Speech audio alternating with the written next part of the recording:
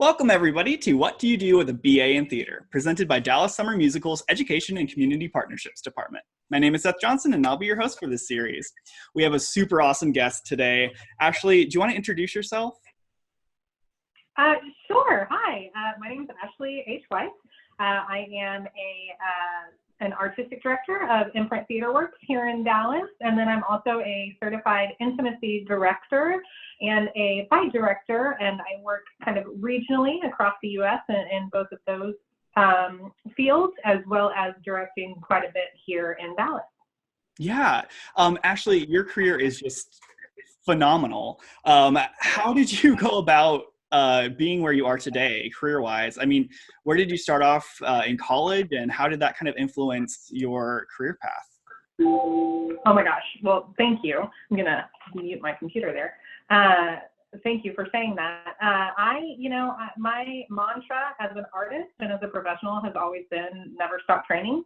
And so I have really trained and pursued studies kind of ruthlessly since the very beginning. But to speak post high school, I moved to New York City when I was 17, and I attended the American Musical and Dramatic Academy there, studying acting. And from there, after I graduated, I kind of was on the audition circuit. I actually met my husband at an audition in New York in 2004. But from there, one day I was asked to help a friend assistant directing a show for the New York Fringe Festival. So my directorial debut was actually with the New York Fringe Festival, which was really exciting and a big way to jump in. But over the years, I rediscovered my love of stage combat, and so I started studying that very, very vigorously.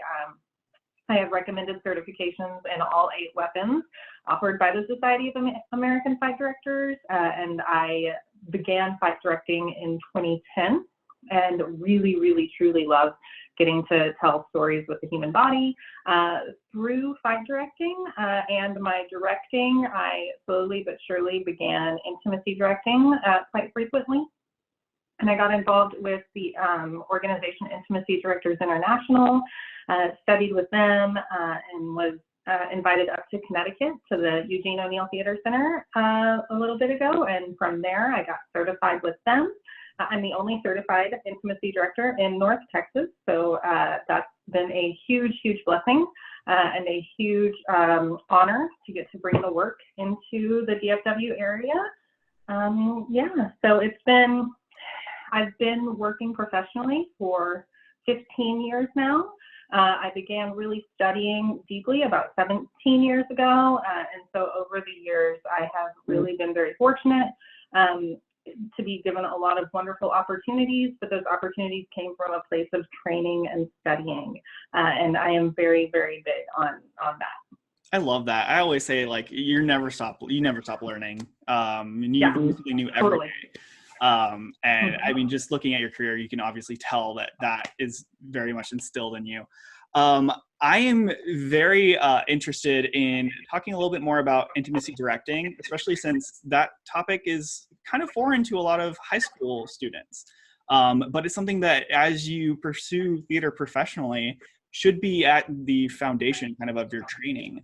Hopefully that will be the case with this generation moving forward. But can you just talk a little bit about intimacy directing and what that is like and how it impacted your kind of career, I guess? I would love to. You know, intimacy directing kind of came to me organically. A lot of people now, especially as it's becoming a more globally recognized practice, pursue it first. I began intimacy directing because as a director, my first goal was always to provide safe foundations and safe spaces. And part of that included choreographing sex and kissing scenes, which was a foreign idea to many of the actors that I worked with. And a lot of that is rooted in my stage combat training and in my stage combat background.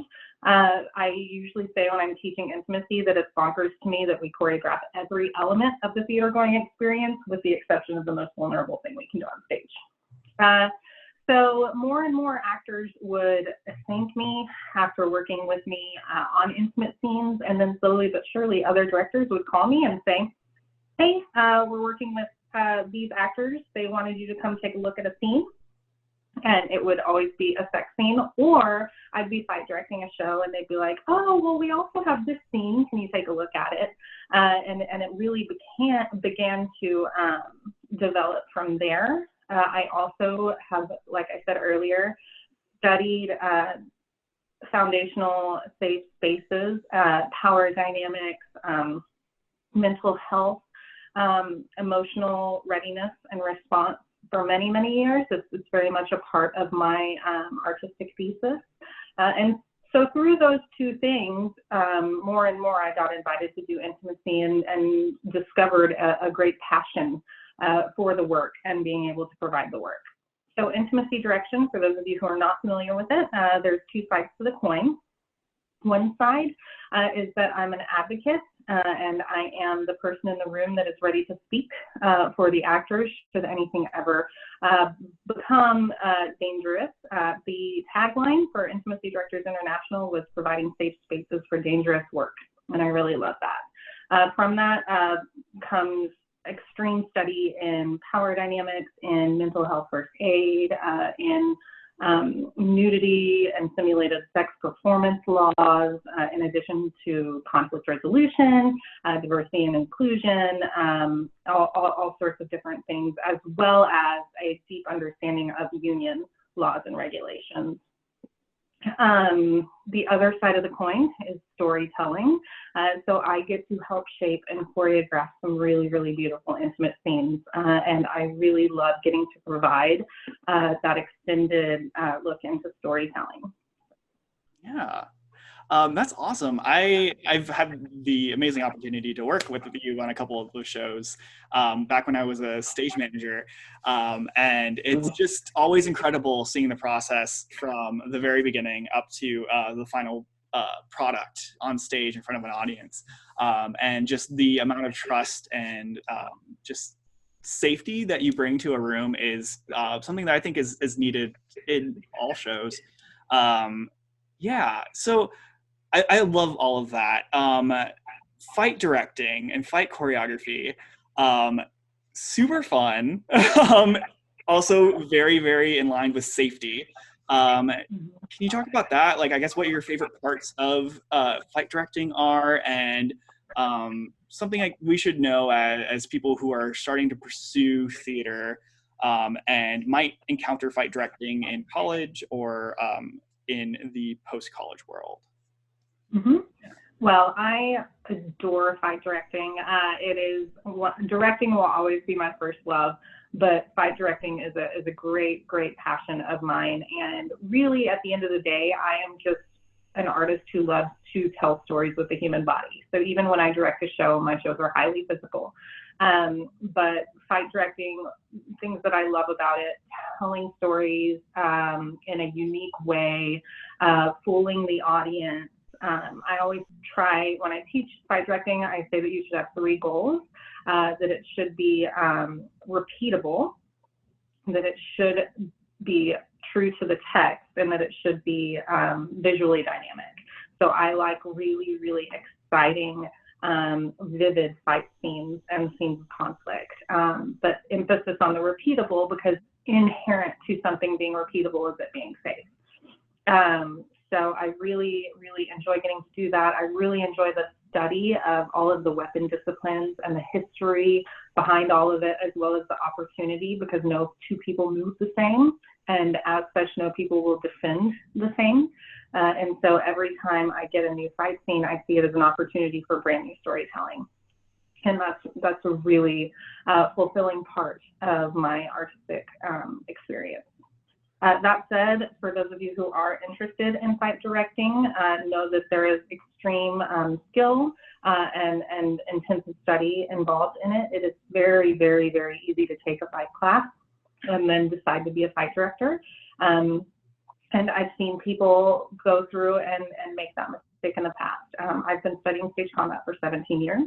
Not to say that you need to study stage combat for 17 years before you can start pursuing a career in fight direction, but do follow the right avenues Seek out a mentor, seek out training opportunities, and really respect the work and respect the discipline that is required to become any sort of leader in a physical discipline.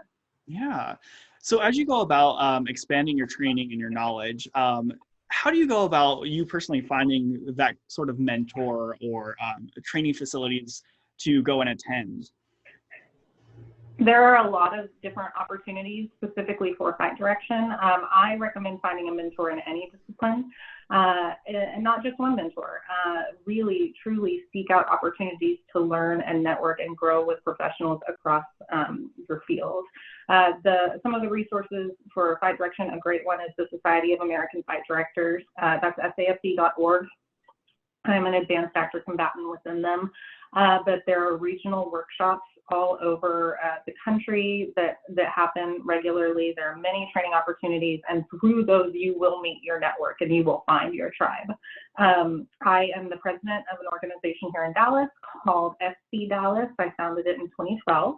We have 750 plus members now, and our entire mission is providing safe and reliable stage combat and movement training opportunities. So find us on Facebook, SC Dallas, and come to one of our workshops or message me, and I'm happy to provide you with some resources as well. Yeah, that's incredible. Students, will attach the link to the bio in this video when we post it, so you can use those as resources, because safety should be your number one concern, just as artists, and taking care of yourself. And these trainings can really help with that. Before you attempt to try to do any sort of combat on stage, please get the training. Yeah, a lot can go wrong. So,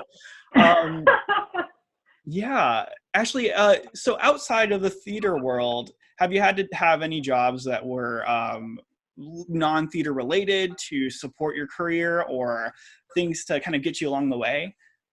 Oh, I really, really, really did. I am a full-time artist now, but I just became a full-time artist in September of 2019. So for 14 years, I had a quote-unquote survival job. I was very fortunate that my survival jobs were ones that were fulfilling to me for the most part, and that I became quite passionate about. I worked in corporate offices doing marketing and event planning, which is basically directing, for 14 years. And I really loved doing the work, but it didn't, fulfill my soul. And so I was lucky enough to reach a point last September to become a full-time artist, but I'm 34, almost 35. So I'm not going to say be prepared for the long haul, but maybe anticipate that that's an option, and that nothing's ever definite. Some of you will hit a full-time artistic career by the time you're 21. Some of you may not until you're 35.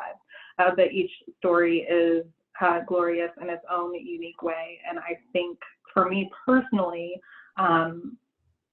the fact that I had a survival job to lean on to, but that I kept pursuing the work and pursuing the training and pursuing the studying only proved to me even more how much having a career in the arts meant to me and how important it was to me to pursue it. And I also think there's a lot to learn from these survival jobs that you wouldn't necessarily get in the theater world, since there is that kind of disconnect there. Is there anything that you've taken from those jobs directly and applied to your artistic kind of career? That's a really good question, and I probably wouldn't have thought about it until you asked it, but being a marketing director and a marketing manager in corporate America lent me so much knowledge and so much insight into the forward-facing side of a business, and being an artistic director for a startup, it has come in very, very handy. And also just general knowledge of hierarchy and structure of business, of project management. All of those things come in very, very handy, particularly when you take on a position of leadership within any organization. Yeah.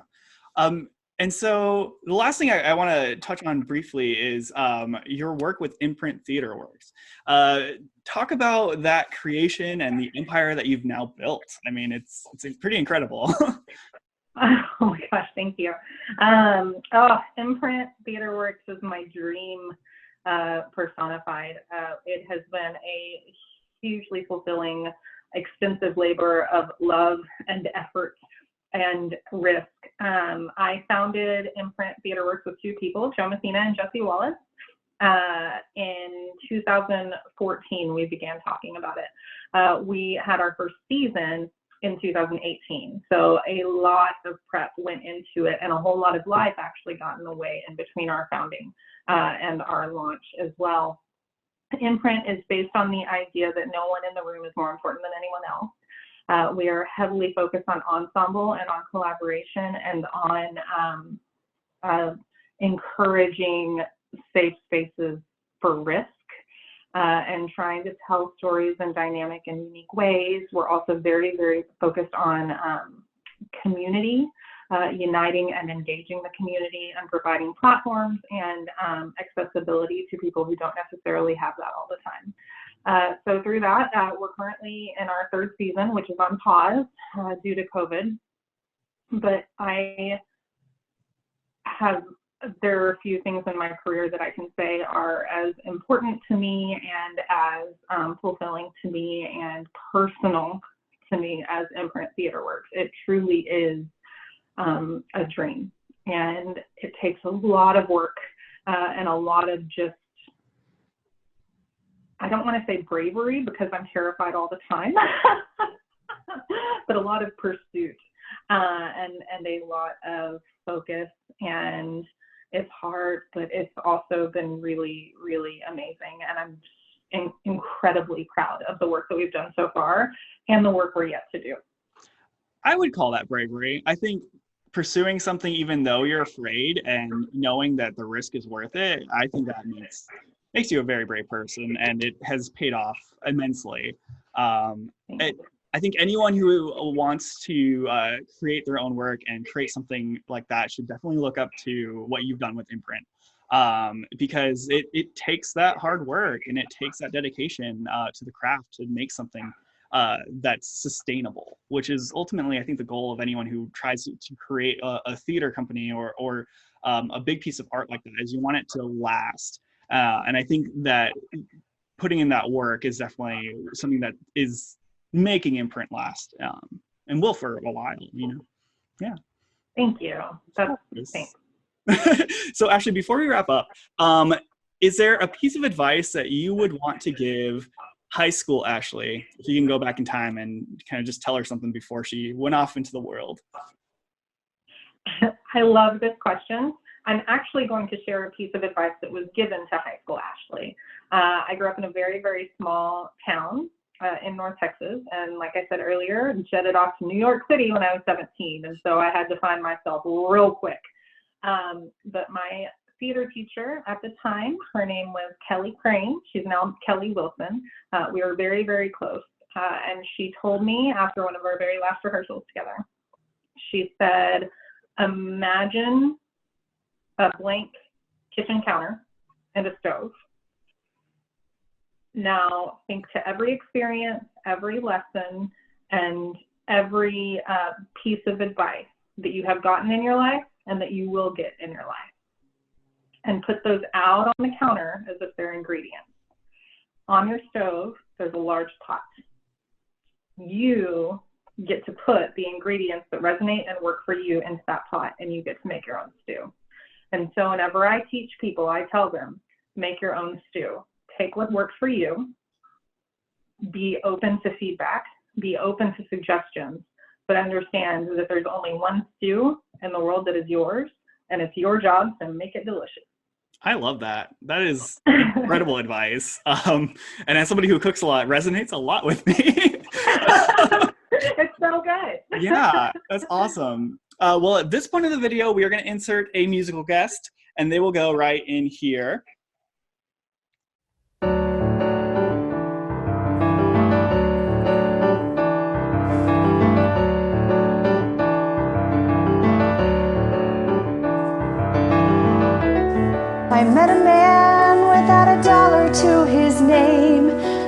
no traits of any value but a smile.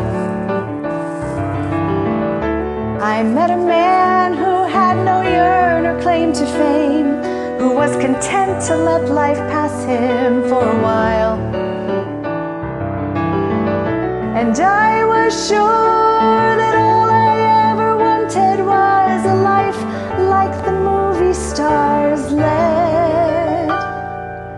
And he kissed me right here, and he said, I'll give you stars and the moon and a soul to guide you, and a promise I'll never go. I'll give you hope to bring out all the life inside you, and the strength that will help you grow. I'll give you truth and a future that's 20 times better than any Hollywood plot. And I thought, you know, I'd rather have a yacht.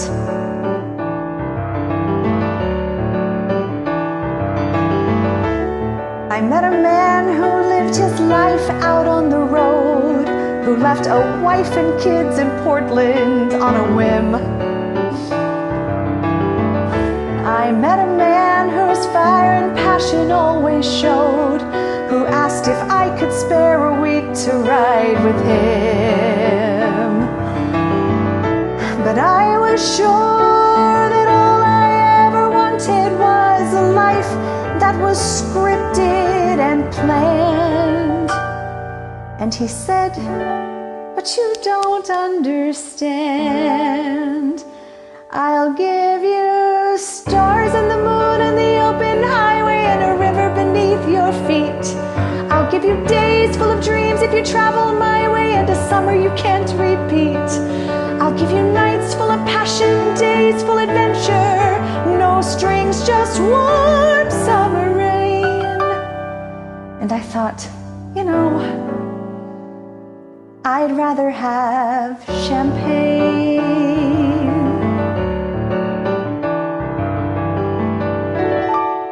I met a man who had a fortune in the bank, who had retired at age 30, set for life. I met a man and didn't know which stars to thank, and then he asked one day if I would be his wife. And I looked up and all I could think of was the life I had dreamed I would live. And I said to him, what will you give? I'll give you cars and a townhouse in Turtle Bay and a fur and a diamond ring. And we'll be married in Spain on my yacht today, and we'll honeymoon in Beijing. And you'll meet stars at the parties I throw at my villas in Nice and Paris in June. And I thought, okay. And I took a breath, and I got my yacht. And the years went by, and it never changed, and it never grew, and I never dreamed. And I woke one day, and I looked around, and I thought, my God, I'll never have the moon.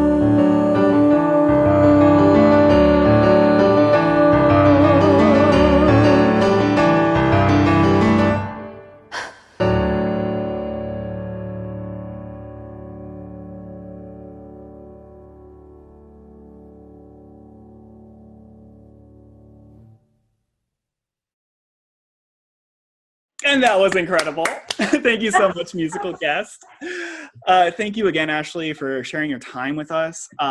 Viewers, thank you so much for watching. If you have any questions or comments, please leave them in the comments below. Send us an email. We are here to help you during these weird times. Make sure you're being safe, wash your hands, and we'll see you next time. Bye.